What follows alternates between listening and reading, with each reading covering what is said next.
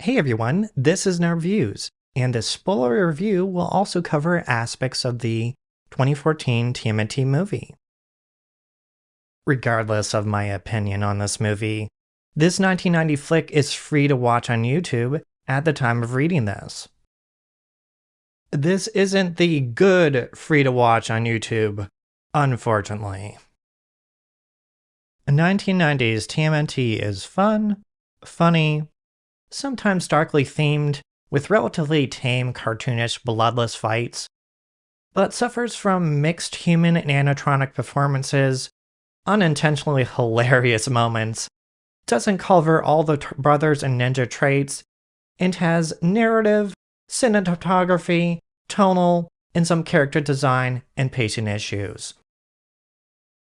Before we get into the review, I'm going to cover what 1990's TMNT is and what happened in the movie, because you and I watched the same movie, didn't we, Silly Billy? Timestamps to when my review begins will be on screen now.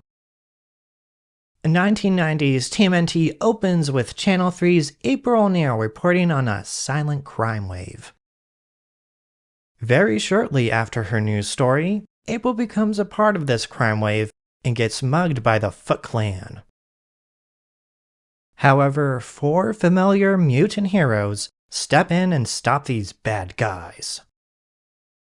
In the chaos, Raph does lose a eye, and he watches April find and put it in her purse. Despite being cautioned against it, Raph does want to retrieve his weapon. After watching a movie, stopping some thieves, running into and losing a fight to Casey Jones, Raph does retrieve his eye in April's fight against some Foot Clan. Raph takes over and wins the subway fight, with April being knocked out, and he takes her to the lair. Leo questions Raph's decision to bring April to the lair. She eventually awakes and questions the surrounding creatures, and Splinter provides her their story. The turtles accompany her home. They hang out and goof off, but there is trouble brewing below. They haven't known since the subway attack that they were being followed by the Foot. The Foot had been feeding Shredder info about the recent attacks against them, and their leader notices something familiar about it. The Foot Clan ambush the lair off-screen and take Splinter with them.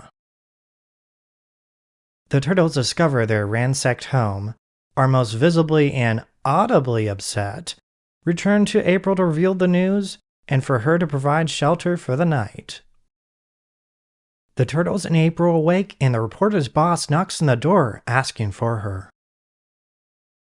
The turtles hide. April's boss comes in accompanied by his son Danny, and her supervisor asks her to drop the reporting on the Foot Clan.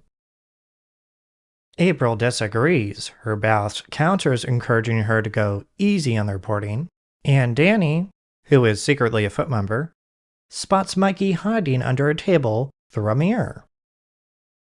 Danny returns this information to Shredder, who's assuming that the captured Splinter and the turtles are related. Raph is frustrated that they're just sitting around and not looking for Splinter. Him and Leo have a fight. Both of them are audibly upset, and Raph storms off to the roof alone. Raph exposes himself on the roof to Casey and the Foot Clan, who are after the mutants. The Foot Clan ambush Raph, knock him out, throw him through a window, and descend down onto the mutant and April-occupied apartment. The Foot vs. April and mutants fight descends down onto the antique store below, and soon Casey and Shredder's right-hand man, Master Tatsu, join the battle. After a Foot Clan member accidentally sets fire to the antique shop, the turtles, unconscious Raph, Casey, and April have to escape the burning structure. Tatsu hears the police coming and orders the clan to retreat. The turtles retreat with Raph, Casey, and April to a farmhouse for the red-masked mutant to recover. The humans learn that the van they came here on is toast and aim to get a ride back eventually. Donatello and Casey eventually find a truck that they fix up. Raph awakes. They found out Splinter is still alive after some concentrated meditating, and all four of them call to April and Casey and go back to NYC to locate Splinter.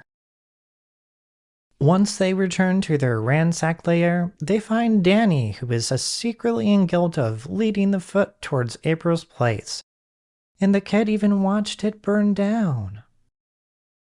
The turtles suggest staying the night. Casey doesn't want to and sleeps in the truck. Danny sneaks out with a Leo drawing April made, with Casey noticing the kid leaving and following closely behind him. Danny had been gone from the Foot for multiple days. He talks to Splinter again, and the Foot leader catches the human, accuses him of lying, and finds April's Leo drawing in the kid's pocket. Shredder sumps some Foot and himself after the mutants after Tatsu failed getting the turtles the first time. Casey learns after tailing Danny and infiltrating the Foot lair that Splinter is there, which the turtles had been talking to him about. Casey, who is in disguise, approaches and reveals himself to Danny and aims to free Splinter. Both Casey and Danny free Splinter, but Tatsu and company catch them. Master Tatsu faces Casey, and he easily takes down Shredder's second-hand man. Casey convinces the remaining Foot to turn on their masters based on how they're treating them. Casey, Danny, Splinter, and the leftover Foot continue towards the turtles in April. Meanwhile, Shredder's Foot had ambushed the turtles in April. The mutants fought and followed his forces up to the roof where the reptilian mutant ninja brothers had faced, been threatened, and lied to by Saki himself. Splinter appears, revealing that Shredder is Saki based on what symbol Danny was wearing and what the human kid had told him. Saki realized that this is the rat that scratched his face long ago, goes for the mutant and misses over the roof, where Splinter holds him momentarily before losing his grip and letting Shredder fall onto a garbage truck Casey had used to take out a previously Foot-occupied fire escape ladder. Casey then activates the garbage switch, presumably but tamely crushing Shredder. The police and media, one of which is April's boss who fired her based on the commotion she caused, arrive to respond to the scene.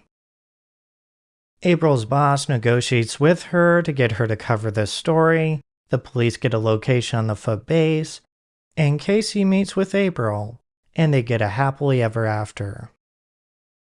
Now that we've covered most of what happened in this movie, we can address what I did and didn't like about it. Most of the human protagonist stories move better than the mutants'. The beginning with the mutants in their lair and at the farmhouse move very slowly in the movie compared to the rest of it. There were more intense, audible readings that did not match the face of the mutants, which is why it emphasized audible more than visually in this movie's summarization. This movie is an obvious product of its time, but due to the limitations of the animatronics then, you have to add your own physical performance to a line read.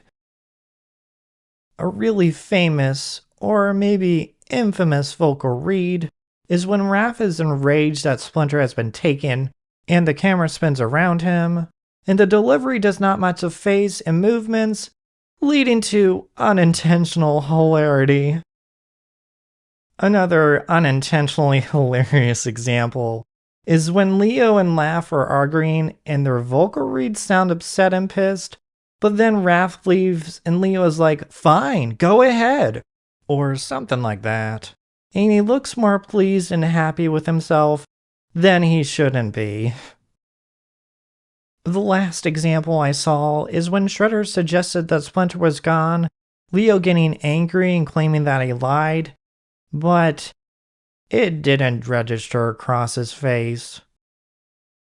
Speaking of Shredder, let's talk about the Foot Clan's problems. The Cliff Notes version is that the Foot members have started as a bunch of lost boys, turned thieves, and they train with Tatsu enough to get a mostly okay looking mask costume. That is the simplest I could get that.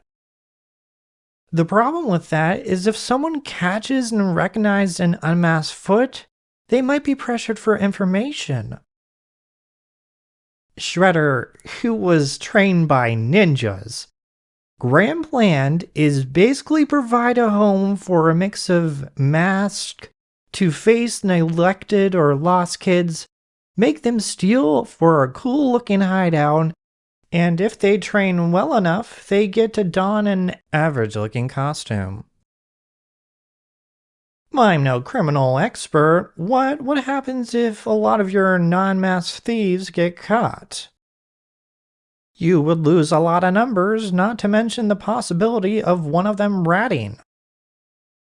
And Denny did get caught, and the remaining Foot at the end of the movie did rat to the police about their hideout. Speaking of the Foot, they had some inconsistent and sometimes unintentionally hilarious negotiating techniques. When they confront April in the subway in a buggy, silly-looking costume, they basically tell her to shut up and slap her, which provokes an unneeded defensive attack from the reporter. I mean, the Foot had weapons as they axed through April's apartment, so why couldn't they use that to threaten her if she spoke again? I don't want to come off as a horrible person just because I find something unintentionally hilarious. It is very clear in this movie what's supposed to be serious, what's supposed to be fun and goofy, and so forth, based on the music accompanying it. And when the Foot were negotiating with April in the subway, the serious music came on. But for me, it didn't help the unintentional hilarity happening on screen, with them slapping the reporter after telling her to shut up. What was meant to be straining and dramatic for Raph finding out Splinter was gone, with the serious music, didn't translate to everything happening on screen, including all the acting. Not everything rhymed to me, said a wannabe George Lucas. But seriously, it didn't always rhyme to me. Other human acting was mostly good, to standout Casey, to alright April. April's actress seemed to get across determination and anger well, but didn't pull off farewell with her sorta weak screech when she first met Splinter and company. Despite some depictions of abuse, drinking, cursing, smoking, and some blood, this is a rather tame movie. Battles are mostly cartoonish, bloodless, mostly without loss of life, and with accompanying goofy to serious music. Leo even slashes into a Foot's shirt in the finale's rooftop battle, and the cloth doesn't even tear. The mutant leader in blue in this movie is barely a leader at all. The only times he is Leo-like is when he meditates on Splinter and tells everyone it's time to go to the lair after hanging out in April's place, and the rest of the movie is pretty much goofing off with Mikey and Dawn. Mikey centers around pizza, catchphrases, and coming up with new ones, and being somewhat of a party dude, but not by much. Donatello is more book smart than getting his hands into machines, as he only really helps Casey with the truck, but doesn't fix it. Raphael is annoyed with things, including his brothers, has some anger issues and sarcastic remarks, and takes the place of Leo being thrown through a window. This Casey reminded me of 2003 Casey in a good way, and was one of the stand-up performances. April is a reporter in this, but she also has a fight and fire to her mostly, but she wasn't one of my favorite performances. Splinter offers words of wisdom, advice, and speaking through vast distances. Shredder only shows more Saki-like behavior toward the end of the movie, before and after he was tracking down Splinter and the Turtles. The rest of the cast seemed like non-comic book characters that were for and against the Foot, which I didn't have a problem with. Some of the cinematography was problematic, such as in the antique store fire, where the flames glared over important faces that said a line, and you couldn't really tell who spoke. Other examples include glare from lights from Shredder's armor into the camera's lens. The baby turtle designs were very off-putting, and there was something wrong about them that I can't quite put my finger on, but I don't want to come across them ever again. The turtles were teenagers in that they spent a lot of time goofing around and coming up with catchphrases throughout the movie. They cover mutants and the turtles' and Splinter's backstory, and with them all standing upright and talking. The ninja aspect came across with attacks from the turtles in smoke and dark, and the rest of the fights were mostly cartoonish. Also, Shredder's foot were more thieves and ninjas, which is not at all familiar to the first Bayverse movies, foot being mostly hired guns. In short, another example of the Foot not really being ninjas. Mikey puts his head in his shell, which is a good example of them being turtles. However, again, this movie sort of captures the ninja aspect in the Turtles more than Shredder's Foot Clan. I have read somewhere that this is the best or maybe most accurate TMNT comic book movie when it simply isn't. Based on what I've read, if it was accurate, April would not be a reporter and Shredder would have been blown up by a grenade in this movie. Just like my last review, I watched this movie twice, and I can fairly say this movie did not get better upon second rewatch compared to Transformers: Rise of the Beasts. The second viewing of 1990's TMNT only brought out its pacing and cinematography issues and non-accompanying human and mutant performances. Don't get me wrong, this is still a fun and funny movie, especially with the Tequila/Nujitsu song remix, and a good opening of showing and telling the crime wave, but this isn't a good movie. It's mid. 1990's TMNT is fun, funny, sometimes darkly themed with relatively tame, bloodless fights, but suffers from mixed human and animatronic performances, unintentionally hilarious moments, doesn't cover all the brothers and ninja traits, and has narrative, cinematography, tonal, some character design, and pacing issues. There is some fun and funny aspects to enjoying this movie, but I'm not going to put this movie on a high pedestal based on the other problems with it. 1990's Teenage Mutant Ninja Turtles gets a 55 out of 100. I have more TMNT content on this channel, my Creative Critter Nerd, Nerdy Games Gaming, and Nerdware Product Reviews channels in this video's description links. My support pages are also linked below, and anything related to this channel displays on this end screen.